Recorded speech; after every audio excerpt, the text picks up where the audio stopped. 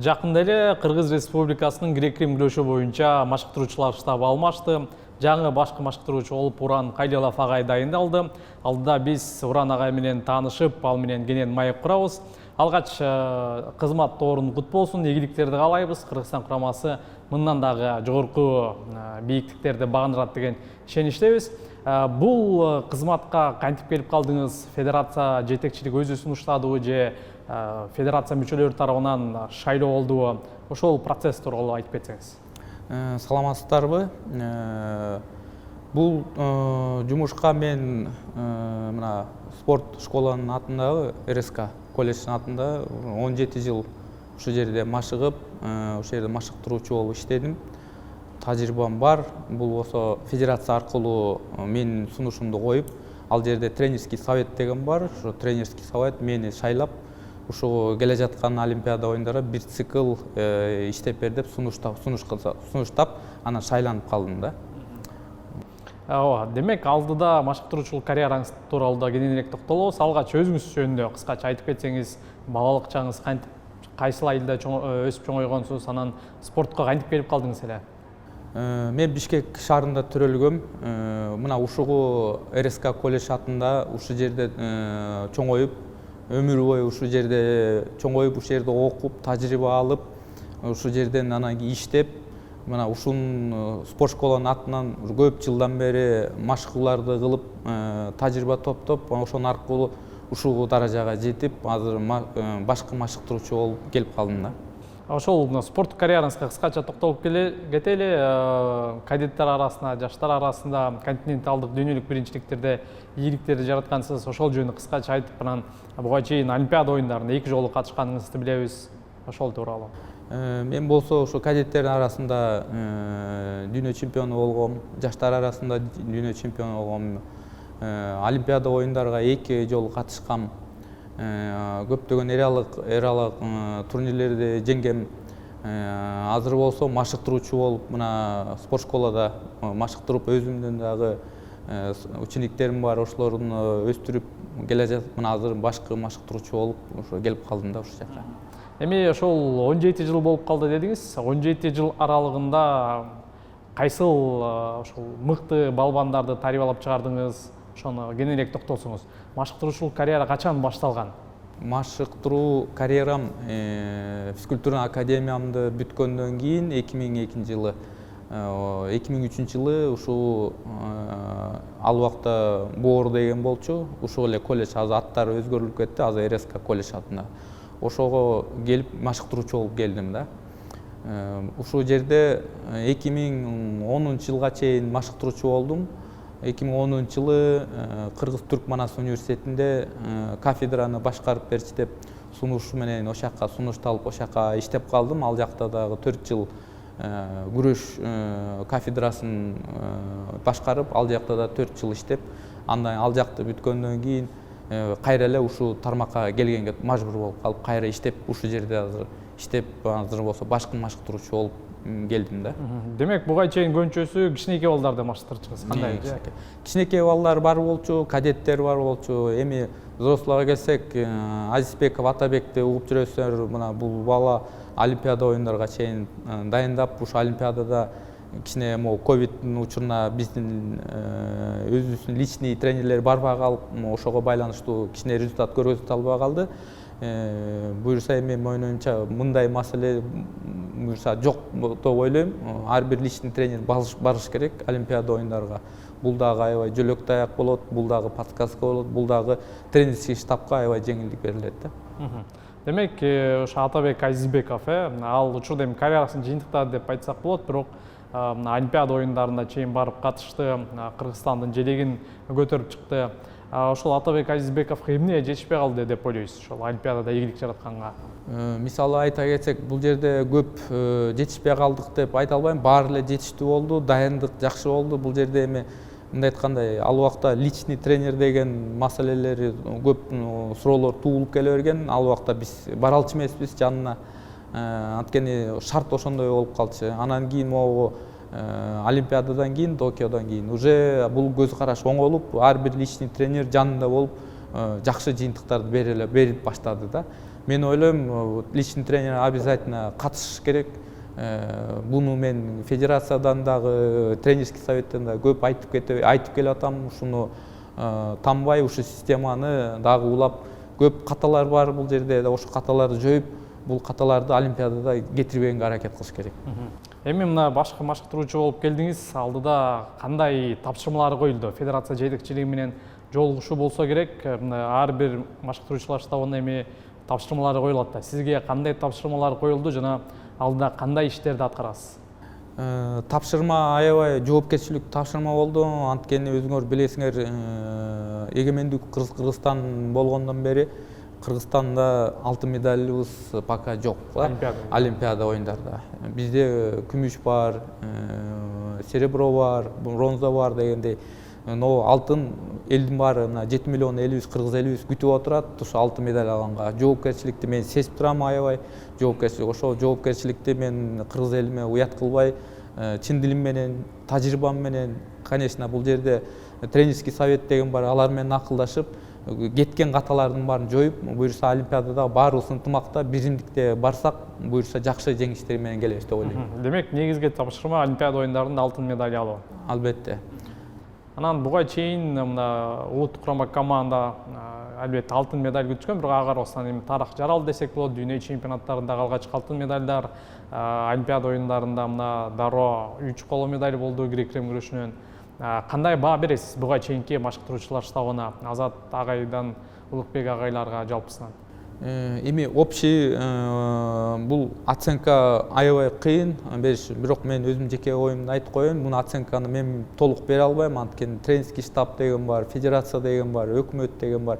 Мунун баары тең ушул менен баары тажрыйбасын чогултуп туруп, ким кеткен, катасын ким кылганын мунун баары тең алар кылыш керек негизи боюнча. Но мен өзүм оюмча бул жерде баары жакшы деп ойлойм. Анткени олимпиадага жетишкендер да бар, жетишпегендер да бар да. Биздин курама командабызда мына Акжол Жоламандар бул тарыхты жаңыртты деп ойлойм. Анткени Кыргызстанда эгемендүүлүк болуп,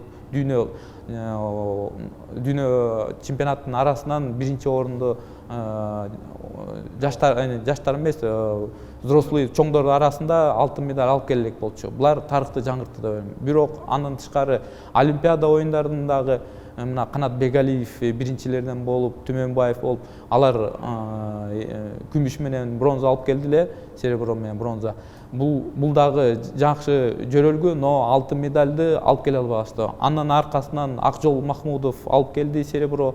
Андан тышкары мынакей ушул олимпиадада, жакын олимпиада бул жакшы результат болду деп эсептейм, но эл көбүнүн баары тең мындай айтканда алтынды күтүп аткан болчу да негизичи.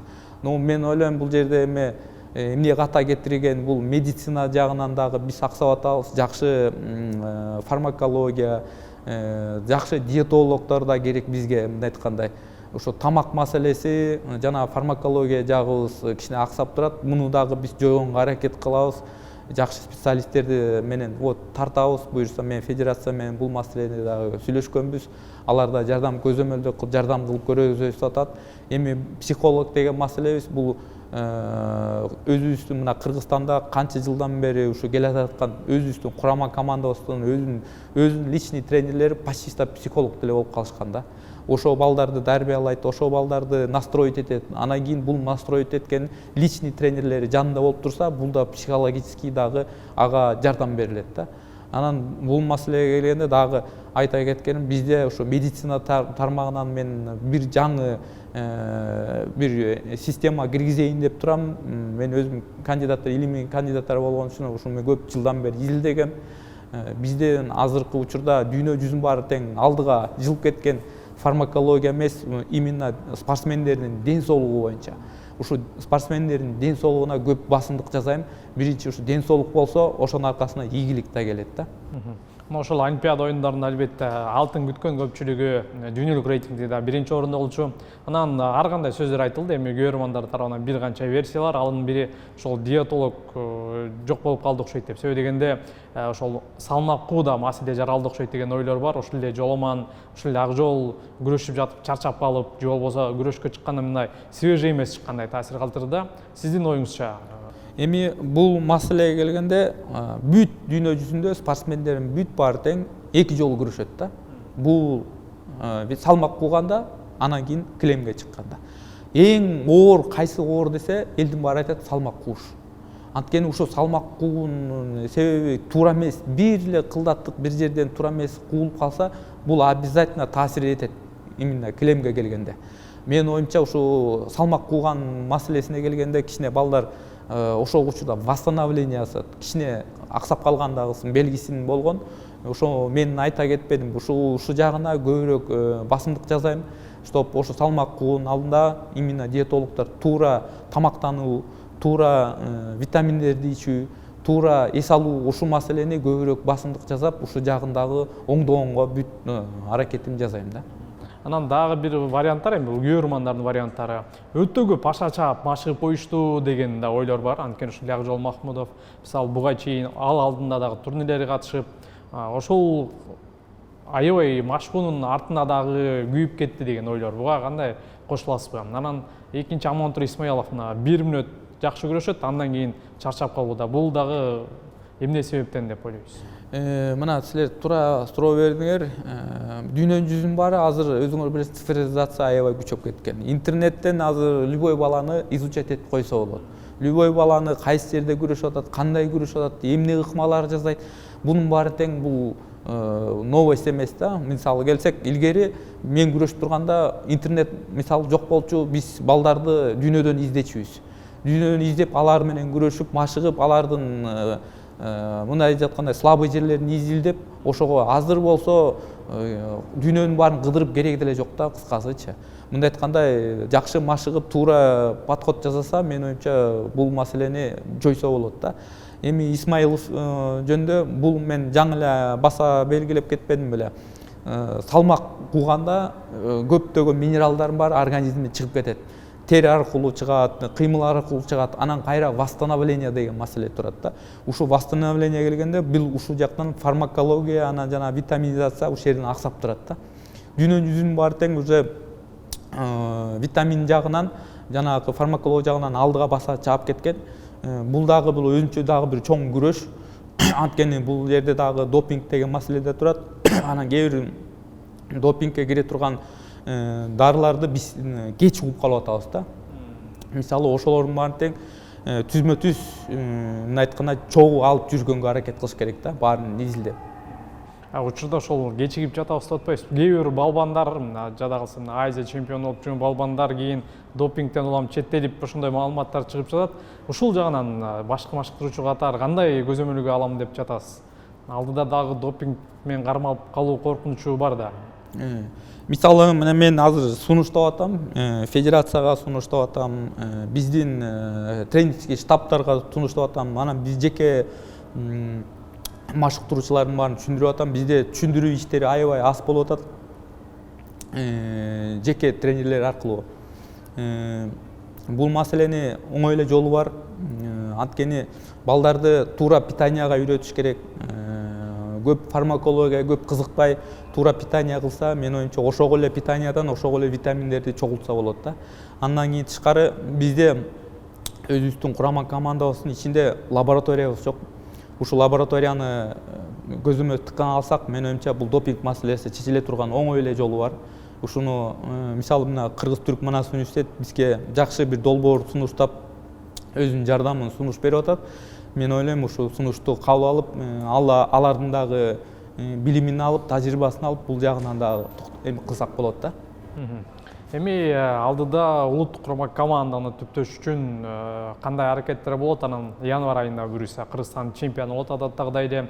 Анан бул жакта сиз өзгөчөлөнүп, буга чейинки машыктыруучулар штабынан өзгөчөлөнүп, кураманы кантип түптөйсүз? Алдыда ошо 2025-жылдагы календардык план кандай машыгуулар болот? Ошолор баардыгы аныкталдыбы же аныктала элекпи азырынча? Бизде азыр курама команда түптөлө элек. Мына келе жаткан 2025-жылы курама команда түптөлөт. Түптөлгөндө ошондо уже календарный планда түзүп, бир жылдык пландарда бизде чемпионат Азия турат, ошодон кийин. Анан турнирлер да бар, машыгуулары бар, анан дүйнө чемпионаты бар. Ушулардын баарына тең биз курама команда түптөлгөндөн кийин баарыбыз тренерский штаб менен уже календарный план түзөбүз да. машыктыруучулар штаб деп калдыңыз. Ошол өзүңүздүн жардамчыңыз улук машыктыруучу, жаштар курама командасынын машыктыруучусу да алмашты да. Буларды өзүңүз тандадыңызбы жана кандай себептерден улам ал агайлар бул кызматтарга келип калышты?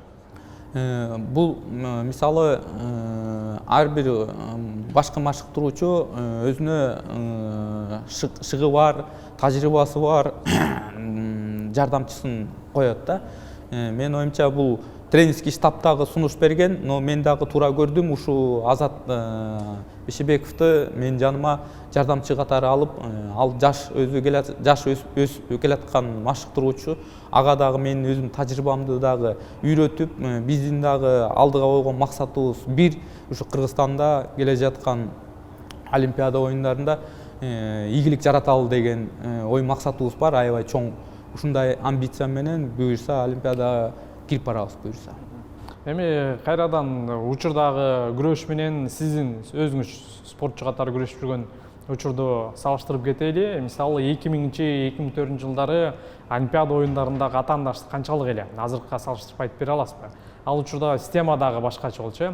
Тандоо баскычы кандай эле жана азыркы кырдаал кандай? Салыштырып кетсеңиз. Мен күрөшүп турган учурда бизде өкмөттөн каржылоо маселеси аябай татаал болчу, каржылоо анчалык эмес болчу. Мына азыркы учур менен илгерки учурду салыштырганда асман менен жер. Андан тышкары Олимпиада оюндарга тандаш үчүн, ошол жака барыш үчүн аябай көптөгөн кырдаалдарды, көптөгөн тоскоолдуктарды өтүш керек болчу. Аякта эреже башкача болчу. Азыр эреже уже более түшүнүктүү, формат бөлөк, совсем бөлөк. Мисалы мына айта кетсек, ар бир челленджди көрүп атасыңар, кандай формат менен кайра все баары тең таза кылдаттык менен баары тең текшерилип, тыскалып туруп анан кийин берилип атат. Ал убакта кээ бир калыстардын тобу менен эле чечилип калчу көбүнчө. Азыр болсо андай жок, анткени уже формат өзгөрүлгөндөн тышкары ошо бүт азыркы мына телевидение кандай күчүнө киргенинен ошол телевидениянын күчү менен көп нерселерди уже через телевидение аркылуу чечилип атат да, калысыгы менен. Ошол учурда мына атаандаштык айтып кетсеңиз, атаандаштык кандай эле?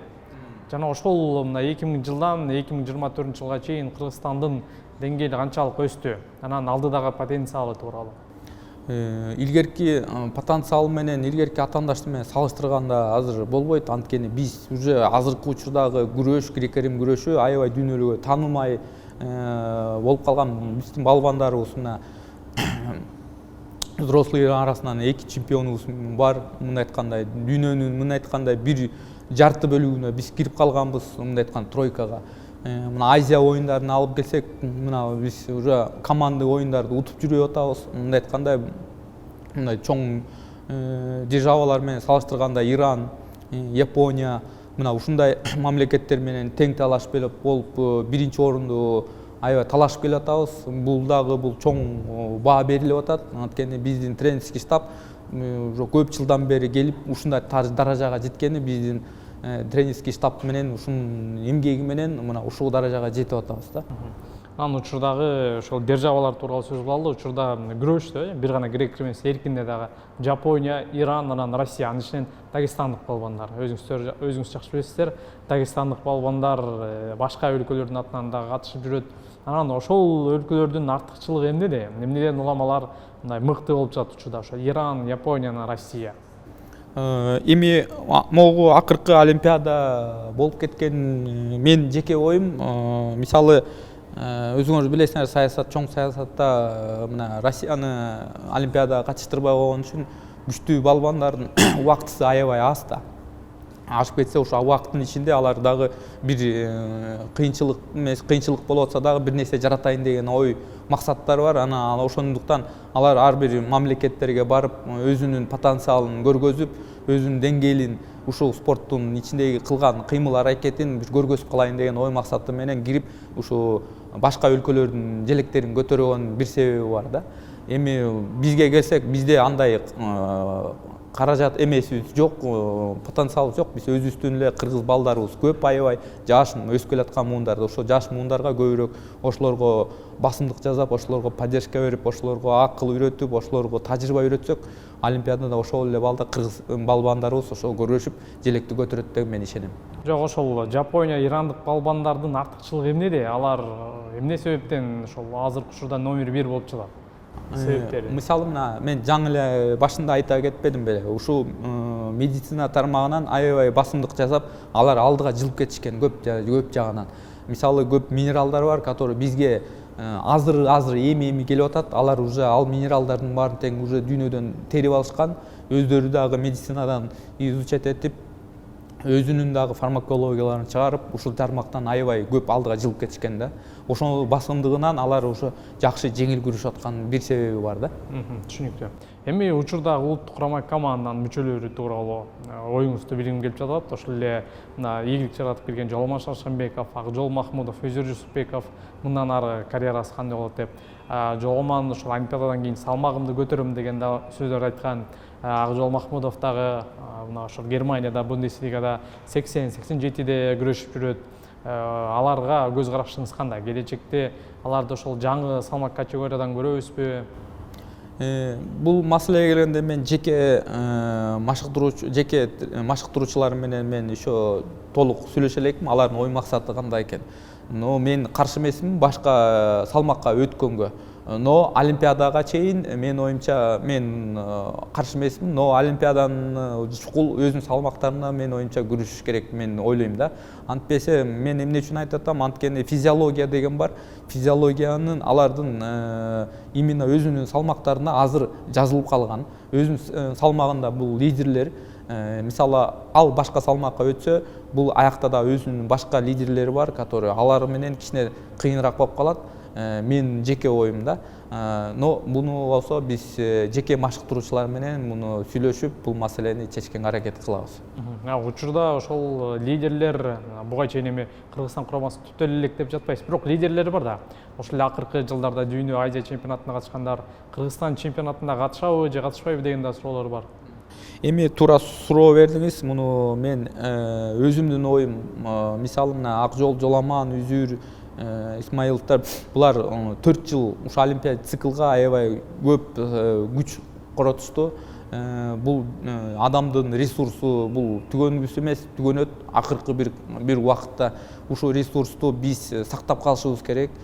Олимпиада оюндары мына эртең бүрсүгүн эле келип калат. Мына 4 жылдын ичинде эле бул 4 жыл бул бат эле спорттук чоң спортто бул убакыт эле суудай учкан куштай келип калат. Ошондуктан буларды мен ойлойм Олимпиадага чейин кичине сакташ керек деп ойлойм. Анткесе элдин баары наразы, что чемпионат Кыргызстанга күрөшпөй эле булар Азия оюндары, дүйнө чемпионаттарга барып атат деген. Мен аларды да кошулам, но силер да түшүнүп койгула, биздин көрөрмандарыбыз спортчулар, кыйын спортчулар, булар чоң жолду өтүп келишкен.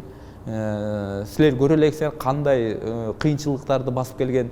Силер бир тарапты эле көрбөй, бир спорттун ичиндеги болгон аябай кырдаалдарды, жолдорду көрүш керек, эметкен булардын дагы ишин да сыйлаш керек. Мен түшүнүп атам, спортто биздин жаштар ошолорго карап, ошолорду өсүп, ошолорду көрүп, ошолорго окшоп чемпион болгусу келип атат, көргүсү келип атат. Мен түшүнүп атам, но эмки жылдан баштап мен ушундай бир эреже киргизейин деп атам. Эмки жылды булардын баары тең уже систематично баары тең Олимпиада оюндарга чейин Кыргызстан чемпионатына баары тең катышат. Катышпай калган себеби болгондо мен аларды эч кандай эметпейм. Анткени травма болуп калса, ооруп калса мен анын баарын түшүнөм, көтөрөм, но эмки жылдан баштап баарына бирдей шарт түзүүгө аракет кылам. 2025 же 2026 26-дан башталат да, негизи чемпионат Кыргызстанда 26-дан түптөлгөндө, ошондо 26-жылы уже баары тең катыша баштайт. Но азыркы учурда буларга мен ушул эле чемпионатты мен уруксат бердим эс алганга. Анткени мына Олимпиада оюндары мына 2-3 ай эле болду бүткөнүнө.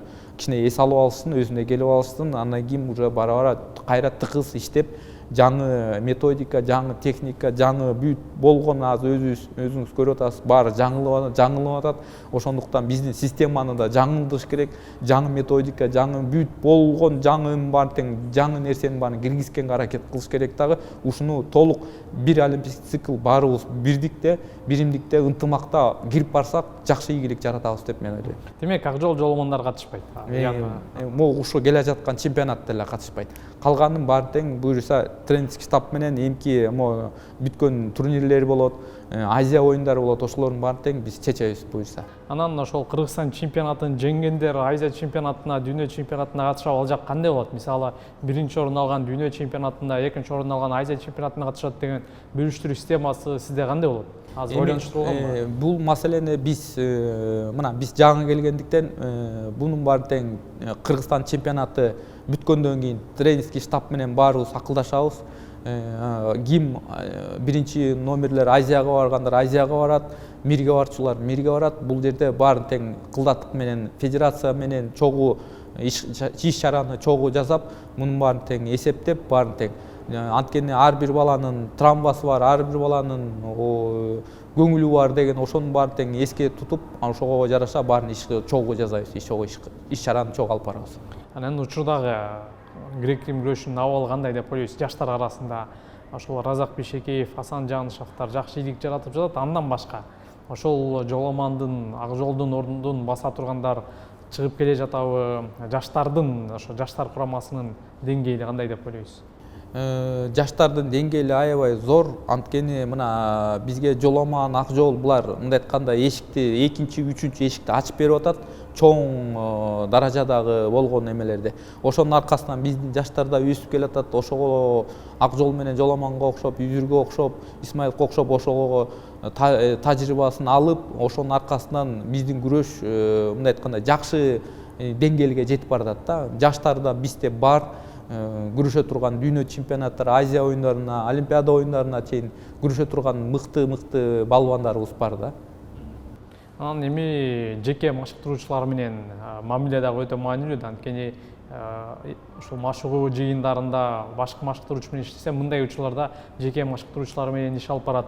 Анан учурда ошол Кыргызстан лидерлери болгон ак жол жоломандын жеке машыктыруучулары менен мамилеңиздер кандай? Буга чейин иштешкенсиздерби? Мамилебиз мына ушул жерде мына РСК имени Шералы Сыдыков атындагы колледжинде биз уже 17 жылдан бери чогуу иштешип келатабыз. Эч кандай талаш жок, эч кандай уруш жок, ынтымакта, бирдимдикте баарыбыз биз чогуу иштеп бир команда болуп келатабыз. Ошондуктан ошонун аркасынан, ынтымактын аркасынан ушундай ийгиликтер жаралып атат го деп мен ойлойм да. Анан эми машыгуу жыйындарына токтолсок, сиздер кандай план менен ошо машыгуу жыйын өткөрөйүн деп жатасыздар? Буга чейин биз билебиз, Чолпон Атада албетте биздин курамы машыгат. Андан тышкары акыркы жылдары чет өлкөдө машыгуу жыйындар да көп болду. Владикавказга барып турушат, Кореяга барышты, Өзбекстан, Казакстанга. Сизде өзүңүздө кандай пландар, кайсыл жактан ушул машыгуу жыйын өткөрсөк мүмкүн? Ушул Иран, Жапония же АКШ менен чогуу жыйын өткөрөйүн деген ойлор жокпу? Ойлор бар. Мен биринчи басымдыгым бизде мына өзүбүздүн Кудайдан берген биз жерибиз бар, Ысык көл жерибиз. Ушул Ысык көл жерибиз бул дүйнөдө эң мыкты жер деп ойлойм. Анткени мындай атмосфера, мындай жаратылыштын тазими, мындай энергетика дүйнөдө жок деп ойлойм. Анткени ошол көлдүн атмосферасы көп күч кубат берет. Мисал эле келтирсек, мындай айтканда барестер 21 күнүн ичинде формага кирсе илгери, көлдүн формасына кириш үчүн максимум бир жуманын ичинде формага кире турган бүт эмеси бар да. Болжолу болгон жаратылыштын берген табияты, энергиясы бүт ошо бир жуманын ичинде кире турган бүт шарттар бар да. Анан мен ойлойм ушул Ысык көлгө көбүрөөк басымдык жасайм. Албетте бул жерден дагы биз чет мамлекеттеги болуп аткан машыгууларга катышып турушубуз керек мамиле үчүн. Анан дагы акклиматизация деген маселе дагы бар. Анткени ар бир мамлекеттин өзүнүн аурасы бар, өзүнүн энергиясы бар. Андан тышкары биз научный подход келсек, ал жерде мисалы бизде климат кичине кургагыраак болсо, тиякта влажный климат бар. кээ бир жерлерде болсо ысык болсо, кээ бирде мустак жер бар. Ошонун баарын биз учитывать этип, ушунун баарын жазып, кагаз түрүндө түшүрүп, ошого кандай кылып акклиматизацияны туура өткөргөн маселени дагы бир ойго салып, ошонун баарын өтүп, уже келе жаткан Олимпиадага ошого биз даяр болушубуз керек да. Мен ойлойм, мына келе жаткан мына Америка Кошмо Штатында болот, Лос-Анджелесте 28 жылдары. Мына аяктын климатында биз көрүп коюшубуз керек. Антпесе көрбөсөк, тамагын ичпесек, бул маселени дагы аябай тутулуп турат. Бул маселени мен оюмча тренерский штаб менен да, федерация менен дагы бул маселени чечебиз. Бул маселени дагы биздин мына курама команда түптөлгөндөн кийин ошо Олимпиадага барчыларды аяктын дагы акклиматизацияны өткөрүп, ошого тамагына дагы, суусуна дагы, аба арасына дагы көндүртүп, кайсы эмне жетишпегендиктин ушунун баарын тең учетко алып алып туруп, анан ошондой иш жасайбыз. Мына буга чейинки Олимпиадада 4 жолдомо өттү да.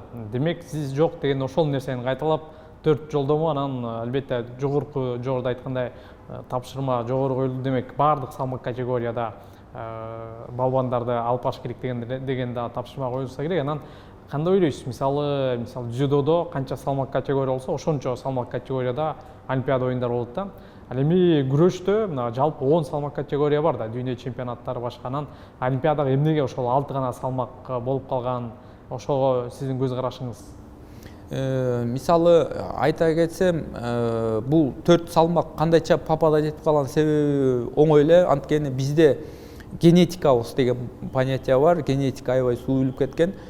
Мисалы илгерти билесиңер, Кожомкул атабыз аябай балбан киши болгон. Ошондон канча кылым өттү, канча жылдар өттү, ошол суюлуп отуруп биздин чоң салмактарыбыз азыр аксап атат. Но мына бир эле айта кетсек, мына Үзүр Жусупбеков бул чоң салмакта күрөшүп Олимпиада оюндарынан бронза алып келди. Бул жакшы мындай зачетный болду. Эми мындай алып келсек, кээ бир салмактарда да кыскарылып атат, жетпей калды. Алыш керек болчу. Мисалы мына өзүңөр билесиңер, мына бизде Ратбек Санатбаевдин турнири өткөндө ушул жерден Асанов Асан Жанышев Олимпиадага кичине аса эле калды, ирандык балбан менен эметип. Буюрса, мен оюмча бул жаш өсүп келаткан балбан, буюрса эмки Олимпиадада келаткан, мен ишенем ала алат деп. Эми 130 салмагында дагы карасак, ал жерде дагы ким күрөштү, ал жерден дагы өзүнүн мындай тажрыйбасы аз болгондуктан ал дагы казак балбанга алдырып коюп, бул да лицензия ала албай калды. Так что бул жерден баарына тең мүмкүнчүлүк бар алганга. Бизде дагы жаш өсүп келаткан балбандарыбыз бар. Ошонун аркасынан мына андан дагы жаш балдар дагы аябай эмоциональный өзүнүн алдыга койгон максаттарын мен уккам. Алар дагы аябай каалап атат, ушу Олимпиадага, келе жаткан Олимпиадага күрөшсөм деген максаттары аябай мындай айткандай чоң. Мен ойлойм, ошолордун жаштардын арасынын бирөөсү мындай айткандай чыгып Олимпиадага буюрса жакшы ийгилик жаратат деп ойлойм. Анан алда болуп турган Кыргызстан чемпионатында жеке өзүңүз тарбиялаган шакирттер чыгабы январь айында? Өзүңүздүн жеке машыктыруучу катары өзүң окуучуларыңыз катышабы? Менин жеке катышкан машыктыруучулар бар, алар бирок жаш көбүнчөсүнүн баары тең. Мен ойлойм, алар дагы ушу курама командасына мен оюмча 1-2 жылдын ичинде кирип барат. Жакшы машыкса, травма күчөтпөсө, мен оюмча алар да кирип курамага баарына тең мүмкүнчүлүк бирдей. Мен бирөөнүн учениги же тигинин учениги деп бөлбөйм, баарын бирдей. Биз мындай айтканда бир эле желек көтөрөбүз. Ошо желекти мисалы көтөрүп Олимпиадага бир эле максатыбыз бар, ушул желегибиз Олимпиадада желбиресин деген. Эми бул күрөштө эмес, бирок башка спорт түрлөрүндө федерацияда ошол башкы машыктыруучунун өзүнүн жеке окуучулары бар, анан мындай өзү жакшы көргөн окуучулардын бир аз алдыга тартып койгон учурлар болду да. Ошондой кырдаал болбойбу деген ойда. Андай болбойт. Анткени мен албетте баарыбыз ынтымакта тренерский совет деген бар. Ошо тренерский совет менен ынтымакта баарыбыз чечип атабыз. Күчтүүнү азыркы учурда мен оюм күчтүү деш керек. Күчтүү только ал болсо биздин Кыргызстандын желегин коргогонго только күчтүү барыш керек деп мен ойлойм. Эми спортчу үчүн машыктыруучунун ролу өтө чоң. Өзүңүз дагы спортчу болгонсуз, ал нерсени түшүнөсүз. Өзүңүздүн жеке машыктыруучуңуз бул атаңыз болгон. Анан ошол учурда мындай атаңыз машыктыруучу болгонунун мындай артыкчылыгы барбы же тескерисинче мындай кемчилик жактары барбы? Кандай ойлойсуз? Анан ошол атаңыздан эмнелерди үйрөндүңүз? Менимче ошол машыктыруучулукту деле атаңыздан үйрөнсөңүз керек. Көбүнчөсү. Атамдан мен бүт болгон машыктыруучу сапатын бүт үйрөнгөм, өзү да үйрөткөн. Бул чындык патриоттук духун Кыргызстанды алдыга көтөрүп, желбиретип, Кыргызстанды дүйнөгө таанытуу бүт болгон тажрыйбасын мага өткөрүп берген. Эми жашоо ушундай экен, азыркы учурда атам катуу ооруп жатат, но азыр болсо да ооруп жатса дагы аябай күрөшкө, аябай катуу ишенип атат, что Олимпиадада ушу мага койгон бүт жоопкерчиликти ал деле сезип турат. Ал дагы болгон өзүнүн батасын, өзүнүн билимин айтып атат. Сен жаратышың керек, сен алып келишиң керек деп мен ишенем деп, ал дагы мындай айтканда өзүнүн оюн айтып турат да. Эми блиц суроолорго келсек, учурдагы дүйнө жүзүндөгү эң күчтүү 3 балбан ким деп эсептейсиз?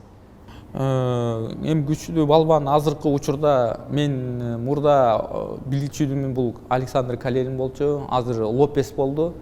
Анткени эми Лопести эми дүйнө жүзүндө баары эле тааныйт болуш керек. Бул кубалык балбан.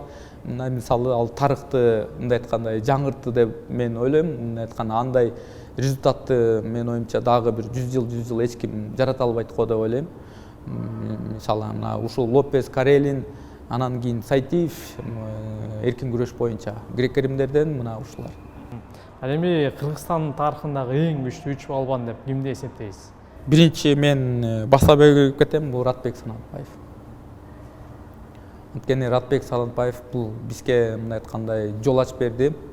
Кыргызстандын эгемендүүлүк желегибиз желбиреп калганда ушу Кыргызстанда бизде биринчи эле Олимпиада оюндарда көтөрүп чыккан.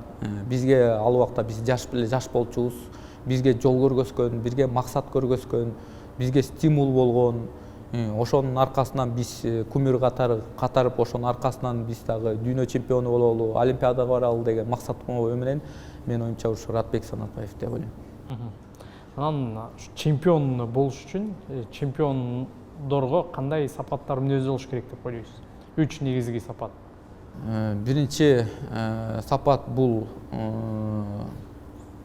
улууларды сыйлаш керек биринчи очередь. Өзүнө ишениш керек, Кудайга ишениш керек, өзү чынчыл болуш керек, патриот болуш керек духу. Анан өзүнүн ишин сүйүш керек, албетте. Сүйбөсө, албетте бул эчтеке жаралбай калышы мүмкүн. Дагы кандай максат? Бул кыскасы өзүнүн тыккан таза алып жүрсө, мен оюмча баары тең ийгилик жаратса болот да. Мыкты машыктыруучу кандай болуш керек деп ойлойсуз? Мыкты машыктыруучу бул коллектив менен иштешүү да. Мисалы коллектив бул ошонун аркасында бул жалаң эле бир эле машыктыруучу кыла албайт муну. Бул коллективный бул жумуш. Анткени бир эле тажрыйба болсо жетишсиз болот. Тажрыйбаны ар кайсы тармактан чогултуш керек болуп калат да. Ар бир машыктыруучуда өзүнүн методикасы бар, өзүнүн ыкмалары бар, өзүнүн билген нерсеси бар. Ошол билген нерсесинин баары кошулганда мен оюмча мыкты машыктыруучу боло алат да. Белгилүү франциялык жазуучу Марсель Пруст өзүнүн суроолорунан түзгөн анкетаны сизге сунуштайт. Ошол ичиндеги суроолордон берели. Сиз өзүңүздү кайсыл учурда бактылуумун деп эсептейсиз?